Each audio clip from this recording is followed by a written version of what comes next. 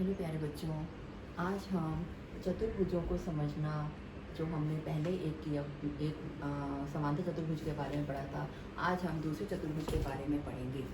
हम वापस मेरे पास वापस मैंने जो लंबाइयाँ दिखानी है उसके लिए मैंने गुलाबी रंग की पट्टियाँ इस्तेमाल की हैं और जो चौड़ाई बतानी है उसके लिए 2 बराबर हरे रंग की पट्टियाँ इस्तेमाल की हैं। ठीक है, तो हम सबसे पहले अपनी एक गुलाबी रंग की जो पट्टी है उसको हम वो लगाते हैं एक सेंटर में। ठीक है, और इसके बाद क्योंकि इसी ही माप की मैंने दूसरी भी पट्टी ली है, वो भी इसी ही माप की है, दोनों बराबर माप की हैं क्योंकि ये दोनों हमने लंबाई के लिए इस्तेमाल करी है। और ऐसा करने से और जो ये दूसरी पट्टी है इसको हम इसके बिल्कुल नीचे लगाते हैं। ठीक है, समांतर चतुर्भुज में हमने अलग तरीके से लगाई थी क्योंकि ये अलग दूसरा चतुर्भुज बनने वाला है, इसमें हम नीचे लगाते हैं। अब जो हमारी हरे रंग की पट्टी है उसको हम इस्तेमाल करते हैं और उसे भी हम इस यहाँ पर लगाएंगे। तो देखिए किस तरह से लगाना है और आप खुद बता पाएंगे कि ये मैंने कौन सी आकृति बनाई है या कौन सा चतुर्भुज बनाया है। इसे हम यहाँ लगाएंगे और ये देखिए ये मैंने यहाँ लगा दी। ठीक है, अब जो एक और मेरे पास हरे रंग की पट्टी है, क्योंकि मैं यहाँ 2 हरे रंग की पट्टी और 2 ही गुलाबी रंग की पट्टियों का इस्तेमाल कर रही हूँ। हरे रंग की पट्टियाँ मैंने चौड़ाई के लिए इस्तेमाल की हैं और गुलाबी रंग की पट्टियाँ मैंने लंबाई के लिए इस्तेमाल की हैं। तो अब मैं इसको यहाँ लगा देती हूँ जो यहाँ पर इस तरह से। तो ये एक चतुर्भुज बन गया क्योंकि मैंने 4 भुजाओं का इस्तेमाल किया है, जिसमें ये आमने सामने की ये जो लंबाई है ये बराबर है और जो ये वाली दोनों हैं चौड़ाई है ये बराबर है। आप समझ ही गए होंगे ये कौन सी आकृति है।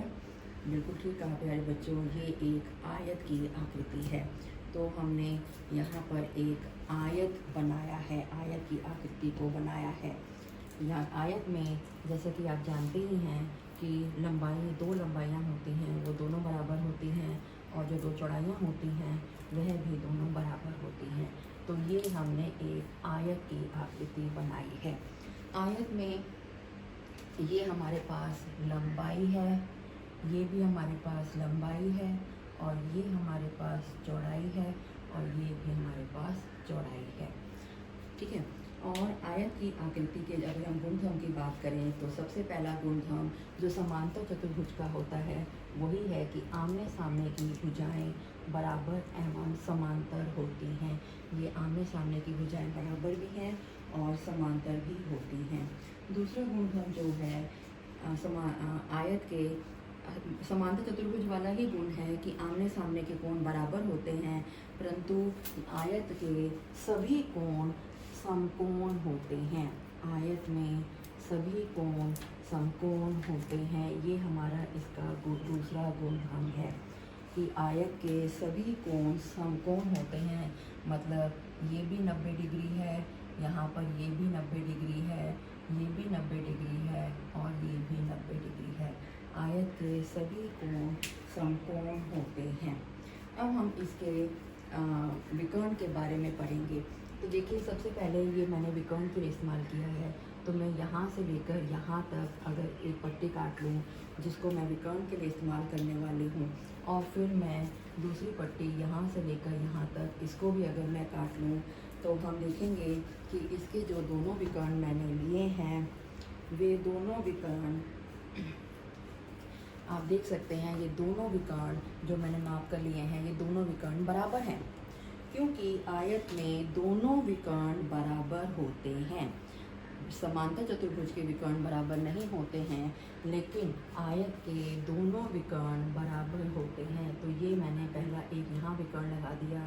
ठीक है, जितना ये है मैंने आपको करके बताया, दूसरा विकर्ण भी इतनी ही माप का है और ये मेरा दूसरा विकर्ण है जो मैंने यहाँ आपके सामने नाप के दिखाया आपको। तो ये हमारे पास दूसरा विकर्ण है। आयत के विकर्ण बराबर होते हैं और आयत के विकर्ण परस्पर एक दूसरे को समद्विभाजक आयत के समूह कोणों का योग 180 डिग्री होता है, वो तो आप देख ही सकते हैं, 90 और 90 180। और आयत के विकर्ण परस्पर समद्विभाजित करते हैं, जैसा कि हमने पहले भी पढ़ा है। इसका अर्थ ये है कि अगर मैं इसका नाम ए बी सी डी रखती हूँ तो आमने सामने की भुजाएं बराबर होती हैं, मतलब ए बी बराबर है सी डी के और बी सी बराबर है ए डी के। ठीक है, सभी कोण 90 डिग्री होते हैं, यानी कि कोण ए बराबर है कोण बी बराबर है कोण सी बराबर है कोण डी बराबर है 90 डिग्री। सभी कोण 90-90 डिग्री के होते हैं। समूह कोणों का योग 180 होता है, यानी कि कोण ए जमा कोण डी 180 डिग्री। इसी तरह से कोण बी जमा कोण सी 180 डिग्री और कोण सी जमा कोण डी भी 180 डिग्री और कोण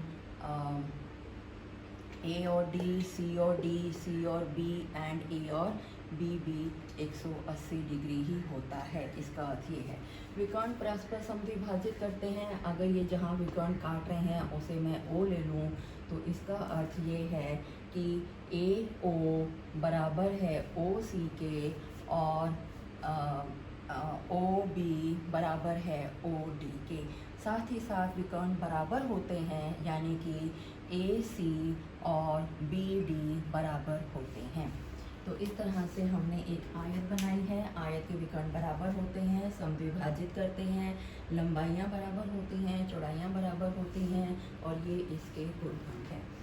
बच्चों, आप मेरा वीडियो लाइक करें, शेयर करें, मेरे चैनल को सब्सक्राइब करें। Thank you, bye.